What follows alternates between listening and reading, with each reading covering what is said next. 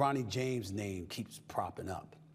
That would happen to be the son of LeBron James, who's been medically cleared by the NBA's fitness to play panel. You may recall Bronny suffered the cardiac arrest 9 months ago during practice at USC. He underwent surgery to repair a congenital heart defect.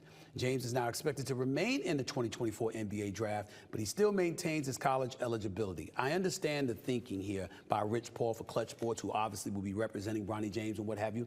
Bronny James himself, LeBron James, and the family.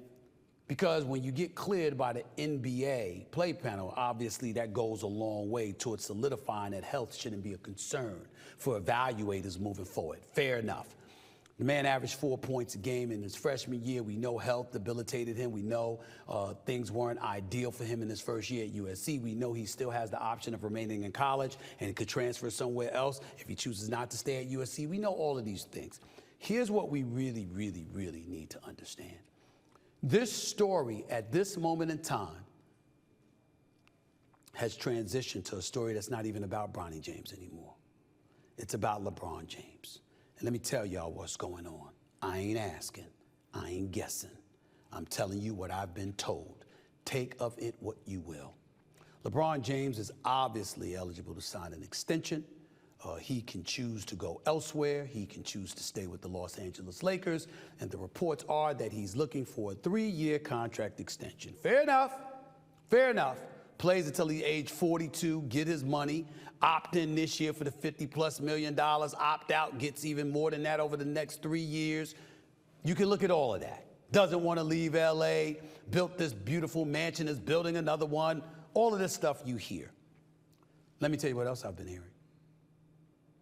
LeBron James is trying to get the Los Angeles Lakers to draft Bronny James with a second-round pick. He'd also like for J.J. Redick to be his next head coach. I'm just telling you what I've heard. Now, that doesn't mean the Lakers want J.J. Redick. It doesn't mean they don't. But J.J. Redick, I'm not going to dime out my colleague like that at ESPN. That's my guy. Love him to death. But it's all over the news about him being a candidate for the Lakers job. It is absolutely true. He's one of many. They haven't made a finite decision about anybody yet, but LeBron has. That's the guy he wants. Which would kind of explain why they're doing a basketball podcast together. I'm just guessing on that point. But it makes sense. Nevertheless, that has nothing to do with Bronny. Here's what does. The Lakers have a second-round pick. I think it's 55. You can't justify taking Bronny James with the 17th overall pick in the first round. There's no way in hell they could pull that off. Lakers pull that off, they'll get crucified.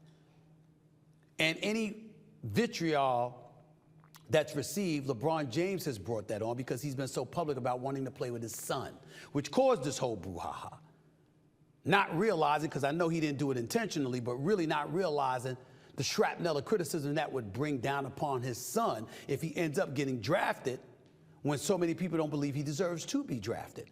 But here's a news flash, what I've also heard. Bronny James might not make it to the Lakers' second-round pick. Because if a team like the Dallas Mavericks could position themselves to get him in the second round, they'll take him. Because LeBron said he wants to go where his son goes. And if you're the Dallas Mavericks, and you got Kyrie, and you got Luka, and LeBron James is willing to come to Big D, Dallas, Texas, that might be the first time something's more popular than the Cowboys. Now, I know that sounds like hyperbole, and it probably is, but I'm saying, damn, it's pretty damn close. Even when the Dallas Mavericks won the title in 2011, nobody was thinking about them like that. Dirk Nowitzki, Jason Terry, Jason Kidd, and, stuff like that.